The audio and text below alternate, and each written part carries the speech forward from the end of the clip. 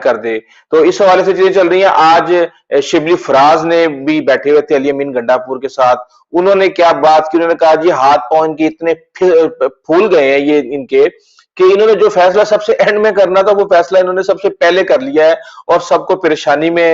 مبتلا کر دیا. ذرا سنیں انہوں نے کیا کہا. کیسی بھی ہو انہوں نے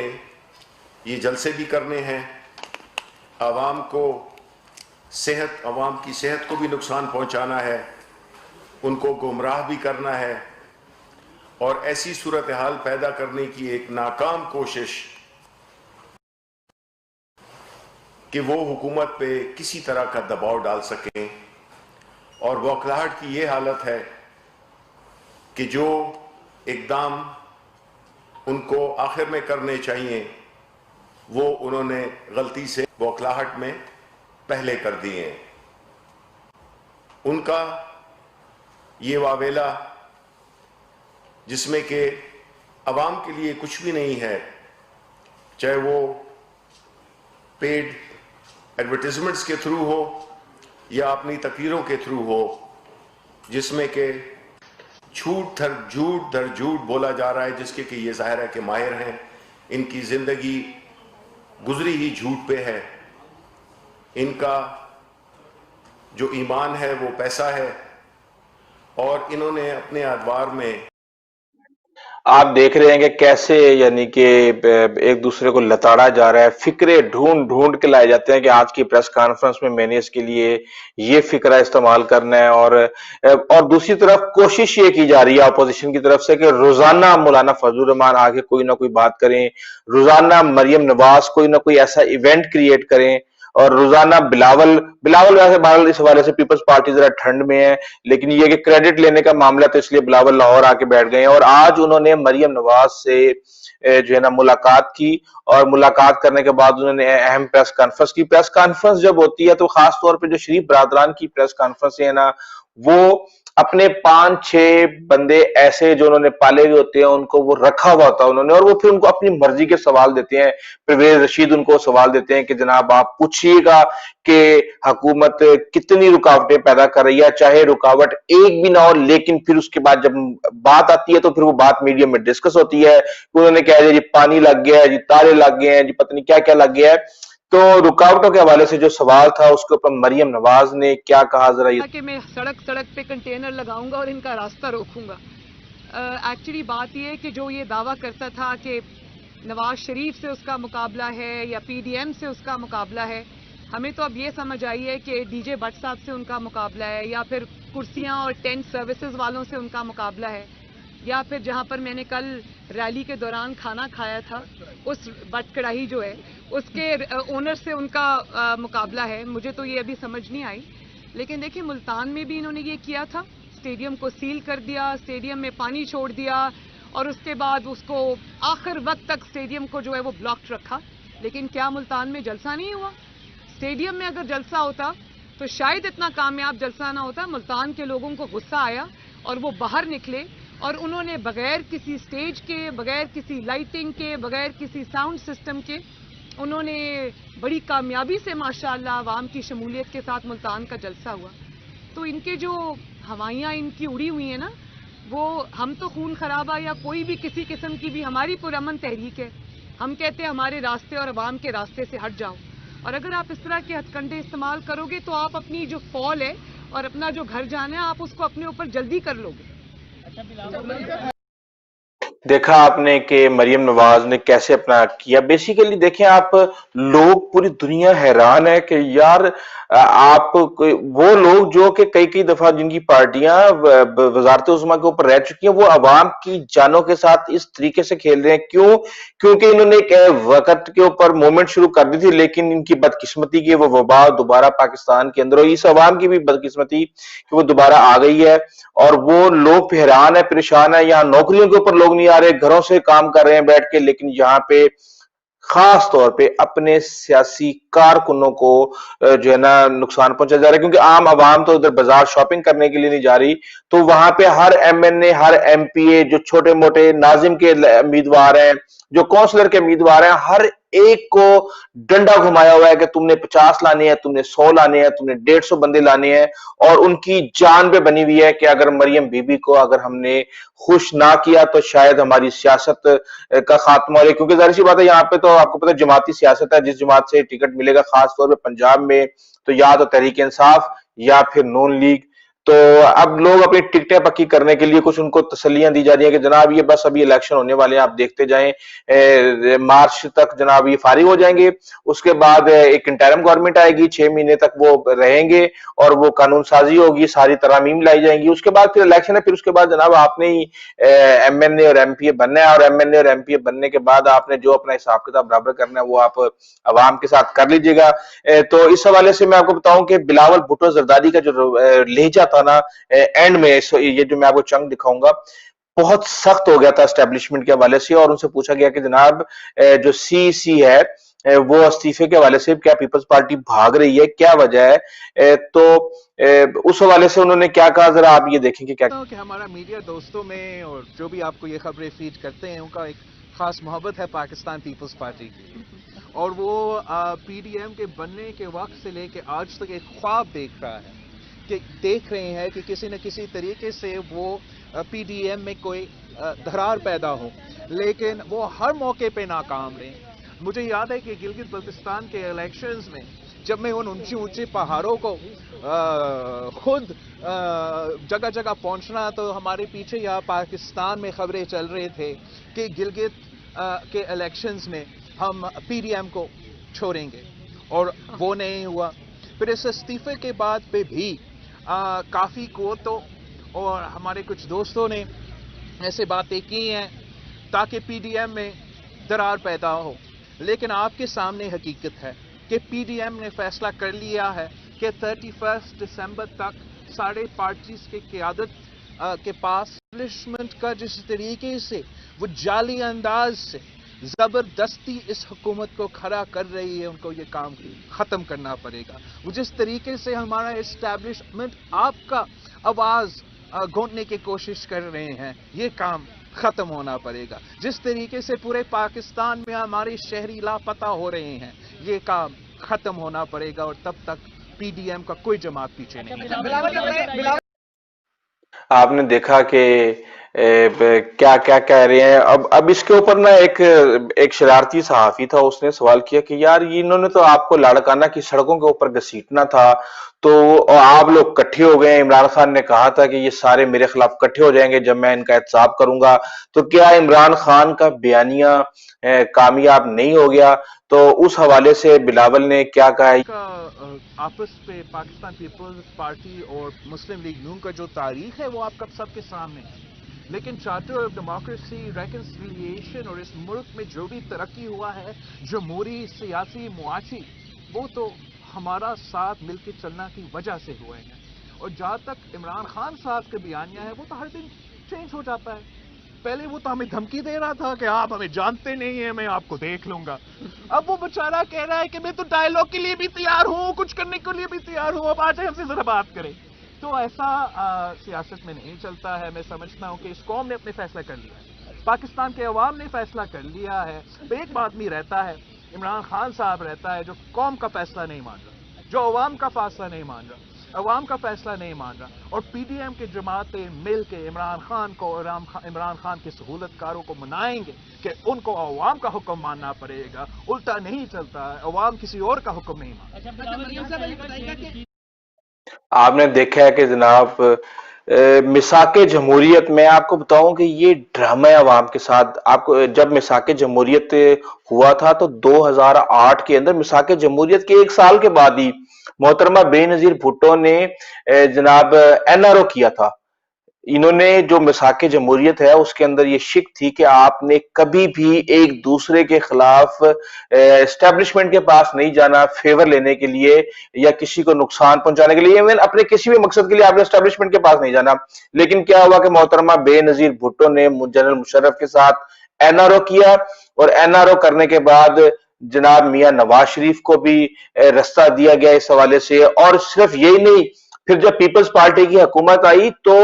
میاں نواز شریف پھر اسی اسٹیبلشمنٹ کے ساتھ مل کے کالا کوٹ پہن کے جنرل کیانی کے ساتھ مل کے اور جناب جسٹس افتخار چودھری کے ساتھ مل کے اسی جمہوریت کے خلاف انہوں نے سازشیں کی، اور یہ پچھلے 6 ماہ تک یہ بیٹھے ہوئے اپنے حساب کتاب لگا رہے تھے کہ جناب کسی طریقے سے ہمارے کیس ختم کرائیں۔ یہ تو کہانی اس وقت شروع ہوئی ہے جب جنرل باجوہ نے کہا کہ بھائی آپ کے اپنے مسائل ہیں، آپ وہاں پہ جا کے حل کریں۔ جب گلگت بلتستان کے حوالے سے میٹنگ ہوئی، مولانا فضل الرحمان کو بھی اسی طریقے سے بڑا کرارا جواب دیا گیا۔ اب انہوں نے اپنی انا کا مسئلہ بنایا ہوا، انہوں نے کہا ان کو بھی نہیں چھوڑنا، ان کو بھی نہیں چھوڑنا، اور یہ لوگ کیا کر سکتے ہیں؟ یہ صرف اور صرف لوگوں کو خوار کر سکتے ہیں، ذلیل کر سکتے ہیں، وہ یہ کر رہے ہیں اور بڑے اچھے طریقے سے کر رہے ہیں۔ اور اسٹیبلشمنٹ کو اس وقت بیسیکلی ٹینشن بھی یہی ہے کہ جو ریپوٹیشن ہے ادارے کی وہ اس وقت سٹیک پہ لگ سکتی ہے ایک بندے کی وجہ سے یا 2 بندوں کی وجہ سے۔ لیکن بات یہ ہے کہ انہوں نے چاہے جنرل وحید کاکڑ ہو، اسلم مرزا بیگ ہو، اس کے بعد مشرف ہو، اور اس کے درمیان میں کتنے آئے ہیں جرنیل، چاہے جنرل کیانی ہو چاہے جنرل راحیل شریف ہو، ہر ایک سے پھڈا ان کا ہمیشہ رہتا ہے۔ کیوں؟ کیونکہ اس وقت صرف ایک ادارہ ہے جو ان کو روک سکتا ہے، ان کی کرپشن کے اوپر ہاتھ ڈال سکتا ہے۔ تو یہ ایک بیانیہ ہے، اس بات میں کوئی شک نہیں ہے۔ لیکن دوسری طرف میں یہ سمجھتا ہوں کہ اسٹیبلشمنٹ کو بھی اب سیاست میں نہیں آنا چاہیے، سسٹم کو ٹھیک کریں۔ سسٹم کو ٹھیک کرنے کے بعد اگر جو سسٹم کی لپیٹ میں آئے گا، اداروں کی لپیٹ میں آئے گا، جب ادارے مضبوط ہوں گے تو خود ہی صاف ہو جائے گا، پھر آپ کو خام خواہ میں چوکیداری کرنے کی ضرورت نہیں ہے۔ این آر او اور مذاکرات کے حوالے سے بڑا اہم سوال ہوا، اور اس کے اوپر انہوں نے جناب کیا فرمایا، اور میں آپ کو پھر ابھی بتاؤں گا کہ کس نے کس کو کیا پیغام دیا، اور جناب عمران خان صاحب کس شرط پہ اپنی کیبنٹ کے اندر لڑائی کے بعد مانے کہ چلو ٹھیک ہے یار، اگر آپ نے مذاکرات کی آفر کرنی ہے تو کر لو، لیکن این آر او نہیں دوں گا، کرپشن کے کیسز پہ کوئی بات نہیں ہوگی، سیاست کے حوالے سے جو بھی بات کرنی ہے اسے میں کرنے کے لیے تیار ہوں۔ لیکن این آر او کے حوالے سے کیا کہانیاں ڈال رہی ہیں مریم، کیسے بلاول مزے لے رہے ہیں، ذرا آپ جس قسم کے یہ ذہنی پستی کا شکار یہ ان کے منسٹرز ہیں، اس قسم کے لوگ ہیں، حکومتی اہلکار ہیں، میں نہ ان کی بات سننے میں انٹرسٹڈ ہوں، نہ میرا خیال ہے کہ ان کو جواب دینا چاہیے۔ لیکن جو اصل بات ہے نا اس سارے پیغامات کے پیچھے، وہ اس کو نہیں بھولنا چاہیے کہ ایک انسان 3 سال خدائی لہجے میں بار بار بار بار یہ کہتا رہا کہ میں این آر او نہیں دوں گا۔ اس سے آپ پوچھتے تھے روٹی کدھر ہے، وہ کہتا تھا میں این آر او نہیں دوں گا۔ آپ اس سے پوچھتے تھے کہ چینی چوری ہو گئی، آٹا چوری ہو گیا، پیٹرول ڈیزل گیس مہنگی ہو گئی، وہ کہتا تھا میں این آر او نہیں دوں گا۔ اب وہی انسان پچھلے 3 دن سے اور اس کے سارے حکومتی اہلکار ہمارے مختلف سینئر قیادت سے رابطے کر رہے ہیں، اور یہ کہہ رہے ہیں کہ آ کے بیٹھ کے بات کریں، یہ معاملہ پارلیمنٹ میں حل ہونا چاہیے، آپ استعفے نہ دیں، آپ لانگ مارچ نہ کریں۔ تو یہ تو عبرت کا مقام ہے اس شخص کے لیے جو اس طرح کی خدائی لہجے میں بات کیا کرتا تھا، آج وہ پی ڈی ایم سے این آر او مانگ رہا ہے۔ تو میں یہ کہہ دینا چاہتی ہوں کہ نہ تمہاری اس ریکویسٹ کو ہم کچھ جانتے ہیں، نہ تمہیں انشاءاللہ تعالیٰ پاکستان کے عوام یا P D M N R O دے گا۔ میں آپ کو بتاؤں کہ صورتحال یہ ہے کہ کیبنٹ کے اندر جو سینئر لوگ ہیں انہوں نے کہا کہ جناب جب اس طرح کی صورتحال ہوتی ہے تو ہمیشہ حکومت قدم بڑھاتی ہے، حکومت آفر کرتی ہے مذاکرات کے لیے، تو آپ اتنے ریجڈ مت ہوں کہ میں ان سے بات نہیں کروں گا، کیونکہ جب بھی آپ کہتے ہیں جی میں نے ان سے بات کی، انہوں نے اپنے این آر او کی بات کی، این آر او مانگنا شروع کر دیا ہے۔ لیکن عمران خان کو راضی کیا گیا کہ جناب بات چیت کے لیے آپ آفر تو کریں تاکہ لوگوں کو تو پتا چلے کہ جناب پی ٹی آئی تصادم کے راستے پہ نہیں کھڑی ہوئی، اور پی ٹی آئی نہیں چاہتی کہ ملک کو یا حکومت کو یا جمہوریت کو کوئی نقصان پہنچے۔ تو پھر جا کے عمران خان اس حوالے سے راضی ہوئے ہیں، اور جو یہ کہہ رہے ہیں نا ہم سے بڑے رابطے کیے گئے ہیں، کس نے رابطہ کیا پتہ ہے آپ کو؟ اسد عمر نے رابطہ کیا ہے۔ کس سے کیا ہے؟ اپنے بھائی زبیر عمر سے کیا ہے۔ اور وہ کہا کہنے کو تو انہوں نے کہا ہے کہ یہ بڑا سیریس ایشو ہے، اور سیریس یعنی کہ انہوں نے میٹنگ اور سیریس پیغام انہوں نے پہنچایا ہے، لیکن انہوں نے جو ہے وہ ان کو ایک سمپل ان کو یہ کہا ہے کہ جناب آپ اگر مذاکرات کی ٹیبل پہ آ کے بیٹھنا چاہتے ہیں تو تحریک انصاف تیار ہے، اور اس کے بعد سے انہوں نے ایک ڈرامہ بچایا ہوا ہے کہ جناب این آر او مانگ لیے، عمران خان لٹ گیا، مر گیا، برباد ہو گیا۔ لیکن میں ان کی سکل کو داد دیتا ہوں کہ کیسے یہ ایک ایک فکرے کو، ایک ایک مومنٹ کو جی پانی لگا دیا، جی یہ کر دیا، کیسے کیش کر رہے ہیں، کیا یہ مایوسی کی نشانی ہے یا کوئی اور نشانی ہے؟ لیکن امن و امان کی صورتحال اور تیسری قوت کے فائدہ اٹھانے کے حوالے سے کیا بات کی گئی کہ یہ امن و امان کی صورتحال کو برقرار رکھیں گے یا امن و امان کی صورتحال پیدا کریں گے؟ اس حوالے سے کیا بات کی، ذرا یہ سنیے گا 20 سیکنڈ۔ میں جو بھی جماعتیں ہیں ہم سب جمہوری جماعتیں ہیں اور ہرگز وہ صورتحال نہیں پیدا کرنا چاہیں گے جس سے کوئی تیسری فورس فائدہ اٹھائے۔ تو ہم ایکسپیرینس لوگ ہیں، ہمارے جماعت بھی ایکسپیرینس ہے اور ہم سوچ سمجھ کے اپنے فیصلے کریں گے، سوچ سمجھ کے اپنے کارڈز کھیلیں گے اور ایسے کھیلیں گے کیسے بحران پیدا نہ ہو۔ بلاول صاحب، شیر رشید صاحب کا قلمدان تبدیل کر دیا گیا ہے، انہیں وزیر داخلہ بنا دیا گیا ہے۔ انہوں نے یہ کہا ہے کہ مینار پاکستان کا جلسہ عمران خان کی اٹھان ثابت ہوا تھا اور پی ڈی ایم کی خود ثابت ہوگا اور جلسے کی انہیں اجازت ہوگی لیکن یہ عمران خان جتنے لوگ نہیں لا سکیں گے۔ کیا کہیں گے ان کے قلمدان کی تبدیلی پر؟ آپ نے دیکھا کہ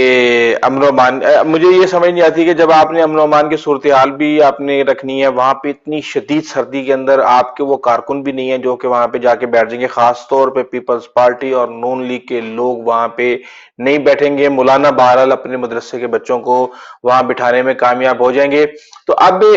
جیسے جیسے وقت گزرتا جا رہا ہے مایوسی بڑھتی جا رہی ہے پی ڈی ایم کے اندر، اور وہ کہہ رہے ہیں کہ ٹھیک ہے جناب ہم نے ریزائن دے دیں گے، ریزائن دینے کے بعد پھر کیا ہوگا اگر وہ نہ مانا، وہ تو ضدی آدمی ہے اور ضدی کیا انہوں نے ویسے ہی عمران خان کو ضدی بنا دیا، تو پھر کیا ہوگا؟ اور بات یہ کہ کوئی مقصد بھی نہیں بتا رہے کہ بھائی آپ کیا کرنا چاہتے ہو، کیسے کرنا چاہتے ہو، کس طرح کرنا چاہتے ہو اور آپ کے مقاصد کیا ہیں۔ ظاہر سی بات ہے حکومت استعفیٰ تو ہر بندہ مانگتا ہے اور عمران خان نے بھی بڑے استعفے مانگے تھے، 4 حلقے کھولنے کے لیے انہوں نے کہا تھا، نہیں 4 حلقے کھولے گئے تھے، اس کے بعد انہوں نے استعفیٰ مانگنا شروع کر دیا تھا، لیکن ان کو استعفیٰ 120 دن بیٹھنے کے باوجود نہیں ملا تھا۔ اور اب ان کی یہ صورتحال ہے کہ ان کو سمجھ نہیں آ رہی کیونکہ ان کے پاس اتنی اس وقت وہ طاقت بھی نہیں ہے کہ اگر یہ استعفے دے کے یا تو کیونکہ 172 سیٹوں کی ضرورت ہے عمران خان کو، اس کے پاس اس وقت 180 سیٹیں ہیں، ان کے پاس اس وقت 160 سیٹیں، اگر یہ سارے بھی ملا لیں، جبکہ ابھی بڑے امکان ہے کہ فارورڈ بلاک بھی بنایا جائے گا اور اس طرح کی چیزیں بھی بنے گی، تو ان کے پاس اس وقت کوئی راستہ نہیں ہے کہ کسی بھی طریقے سے یہ حکومت کو گرا دیں۔ انہوں نے سندھ حکومت استعفوں کے حوالے سے بھاگ رہی ہے، کیا کر رہی ہے، سی سی کی میٹنگ ہونے جا رہی ہے، اس حوالے سے بلاول نے کہا، کیا کہا یہ جب رانا ثناءاللہ صاحب جو ہے وہ پھر کا شیطان کا جواب ہے۔ بلاول یہ بتائیں، آپ کے حوالے سے یہ بار بار کہا جاتا ہے کہ قومی اسمبلی سے تو آپ استعفیٰ دے سکتے ہیں لیکن سندھ گورنمنٹ سے آپ استعفیٰ نہیں دیں گے، کیا کہیں گے اس پر آپ؟ ہم ساری جماعتوں نے، پاکستان پیپلز پارٹی نے اور جو بھی پی ڈی ایم میں شریک جماعتیں ہیں، یہ فیصلہ کر لیا ہے کہ ہم نے اپنا سینٹرل ایگزیکٹو کمیٹی سے مشورہ کرنا ہے۔ تو میں اسی کیس کو اپنا سی سی کے پاس لے کے جا رہا ہوں کہ ہم اپنا سندھ حکومت کا قربانی دیں، ہم اپنا نیشنل اسمبلی سیٹیں کی قربانی دیں، اگر اس کا یہ مطلب ہو کہ ہم اس حکومت کو اور ان کو سہولت کاروں کو گھر بھیج سکتے ہیں۔ سہولت کار کون ہے یہ بھی کبھی بتائیں سر، میں نے آپ کو اتنے خوبصورت لفظ دیے ہیں جس سے آپ ان کو پکار سکیں۔ آپ ان کو سلیکٹرز بھی کہہ سکتے ہیں، آپ ان کو اسٹیبلشمنٹ بھی کہہ سکتے ہیں۔ ابھی تک میں نے ان کا نام اس لیے نہیں لیا کہ ہم بھی ان کا مان رکھتے ہیں۔ جب بلاول سے پوچھا گیا کہ جناب آپ کو تو بڑا جھٹکا لگا تھا انہی سلیکٹرز کے نام لینے کے اوپر، تو انہوں نے کہا کہ جناب وہ بیسیکلی میری جو لینگویج تھی اس کو تروڑ مروڑ کے استعمال کیا گیا، اور وہ سرپرائز کا مطلب یہ جھٹکا انہوں نے لکھا، یعنی کہ انہوں نے کہا اردو کے اندر انہوں نے کنوے کیا۔ انہوں نے اس حوالے سے کیا بات کی ہے ذرا آپ جو جرنلسٹ جو ہم سے سوال کر رہے تھے وہ شاید کوئی الفاظ ہمارے پلیسڈ ان مائی ماؤتھ، ہم انگریزی میں بات کر رہے تھے اور سرپرائز کا لفظ میں نے استعمال کیا، اور میرا خیال میں میرے لیے بھی سرپرائز تھا، آپ کے لیے بھی سرپرائز تھا، ہم سب کے لیے سرپرائز ہے۔ اب تو کوئی سرپرائز نہیں رہا، ہم سب عادی ہو گئے۔ پارٹی ہے وہ ہوسٹ ہے 13 دسمبر کے جلسے کی۔ اس کے بعد جو آخری سوال مریم کا پلانٹڈ سوال تھا کہ جناب جلسہ ہوگا یا نہیں ہوگا، ہر بندے کو پتا ہے کہ بھائی جلسہ ہوگا، ہر حال میں ہوگا۔ اور دیکھیں اگر وہ بزدار کہتا ہے کہ جناب ہم سخت ایکشن لیں گے اور ایس او پی کی خلاف ورزی نہیں کرنے دیں گے، تو وہ ظاہر سی بات اب ان کو بیان تو دینے دو یار، بیان وہ ایک بیان دیتی ہیں، اس کے بعد پھر جناب مقابلے شروع ہو جاتے ہیں، اور پھر مریم کہتی ہیں جناب نہیں جی جلسہ تو ہو کے رہے گا، جلسہ تو ہوگا۔ ظاہر سی بات ہے حکومت نے تو کہا کہ جناب کریں جلسے جتنے آپ نے کرنے ہیں، اس حوالے سے آپ کو کوئی بھی روکنے والا نہیں ہے۔ تو یہ صورتحال اس وقت چل رہی ہے، جھوٹ کا مقابلہ دیکھتے ہیں، میرے نہیں خیال کہ آج تک جھوٹ کا کوئی مقابلہ کر سکتا ہے، کیونکہ جھوٹا وقت کے ساتھ ساتھ خود بے نقاب ہوتا ہے، اور یہی صورتحال اس وقت پاکستان کی پولیٹکس کے حوالے سے چل رہی ہے کہ صرف اور صرف اپنے فائدے کو، اپنے مفاد کو اور دیگر چیزوں کو دیکھا جا رہا ہے، کچھ نہیں دیکھا جا رہا کہ یہ سچ ہے، یہ جھوٹ ہے، یہ قوم کے مفاد میں ہے، یہ ملک کے مفاد میں ہے، یہ عوام کے مفاد میں ہے، صرف اور صرف اپنا مفاد سامنے رکھا ہوا ہے۔ اور میں یہ سمجھتا ہوں کہ ٹھیک ہے یار، جو ہو رہا ہے ہو رہا ہے، انسان کو لیکن انسان کو سیکھنا چاہیے، اور یہ آپ لوگوں سے میری گزارش ہے کہ آپ ان حالات کو آبزرو کیا کریں، اپنے دماغ کو، صرف یہ نہیں کہ ایک سنی سنائی بات پہ آپ ایک بندہ آپ کو اگر بیوقوف بنانے کی کوشش کر رہا ہے تو آپ بڑے آرام سے بیوقوف بن جائیں۔ اگر عمران خان بھی غلط کر رہا ہے اور آج اس کے جو نعرے ہیں، جو اس کے وعدے ہیں، اگر وہ نہیں ہو رہے تو آپ دیکھیں گے انشاءاللہ یہ پی ڈی ایم کی تحریک کے بعد کہ عمران خان کے ساتھ کیا ہوتا ہے۔ لیکن بات یہ ہے کہ جمہوریت کو ہم نے ڈریل نہیں ہونے دینا۔ جو ایک دفعہ ووٹ لے کے آ گیا اس کو 5 سال پورے کرنے ہیں، یہ نہیں کہ ہر 2 سال 2.5 سال کے بعد سیاسی عدم استحکام ملک کے اندر پیدا کر دو، اور سیاسی عدم استحکام کے ساتھ پورے ملک کا استحکام وابستہ ہوتا ہے، چاہے وہ معیشت کے والے سے ہو، چاہے وہ معاشرتی لحاظ سے ہو اور دیگر والوں سے ہو۔ تو اس وقت یہ صورتحال ہے، اور میں یہ سمجھتا ہوں کہ ان کو تھوڑا سا ملک کے بارے میں بھی خیال کرنا چاہیے۔ ٹھیک ہے سیاست کرنی ہے، بالکل کرنی ہے، لیکن اس وقت جو صورتحال ہے وبا کی وہ دن بہ دن بہت خوفناک ہوتی جا رہی ہے۔ اور دیکھتے ہیں عمران خان کے لیے تو انہوں نے بہت زیادہ کام آسان کر دیا۔ اگر عمران خان بحیثیت وزیر اعظم اگر ان کو اوپر کوئی پریشر ہوتا کہ جناب آپ کی اسٹریٹجی صحیح نہیں تھی، آپ نے وبا سے ڈیل صحیح طریقے سے نہیں کیا، قوم کو بہت زیادہ نقصان ہوا ہے، تو وہ نقصان عمران خان کو نہیں ہوگا، وہ قوم کو پتا ہوگا کہ کس نے پوری قوم کو موبلائز کیا۔ قوم کو موبلائز تو نہیں ہوا، خاص طور پہ ان کے اپنے کارکن بھی قوم کا حصہ ہی ہیں۔ جب وہ گھر جاتے ہوں گے، ایک بندہ آپ کو پتا ہے 3500 لوگوں تک یہ پھیلانے کی صلاحیت رکھتا ہے، تو ظاہر سی بات ہے 4-6 کو لگاتے ہوں گے، اور پھر یہ چین ہے، یہ چین جب چلے گی تو بہت خوفناک طریقے سے چلے گی۔ اور کہا یہ جا رہا ہے کہ شاید اگلے آنے والے دنوں میں کہیں پاکستان کے اندر ایران والی صورتحال نہ ہو جائے، کہ کتنے برے طریقے سے ایران کے اندر پھیلا تھا اور وہاں پہ بہت زیادہ تباہی مچی تھی۔ اور ابھی بھی ہم ہر روز دیکھ رہے ہیں کوئی نہ کوئی بیوروکریٹ ہے، کوئی سیاسی شخصیت ہے، کوئی اور ہے جو ٹی وی پہ آ رہی ہے، خاص طور پہ ان کی اموات ہو رہی ہیں، اور اس میں ہوتا یہ ہے کہ نمونیا خاص طور پہ ہو رہا ہے، اور نمونیا کے بعد ایک دم سے ہارٹ اٹیک ہوتا ہے، اور پھر وہ جو ہے نا اللہ کو پیارا جاتا ہے۔ بہرحال اللہ تعالیٰ ان کو ہدایت دے، سب کو ہدایت دے، اور عمران خان کو بھی اس حوالے سے ہدایت دے کہ وہ اس ملک کی خدمت کریں۔ اگر آپ کو ہماری ویڈیو اچھی لگی تو پلیز آپ ہمارے چینل کو سبسکرائب کیجیے گا، بیل آئیکن کو پریس کیجیے گا، اپنے دوستوں، اقارب اور ہمسایوں کا خاص خیال رکھیے گا۔ آئندہ تک کے لیے اجازت دیجیے، اللہ حافظ۔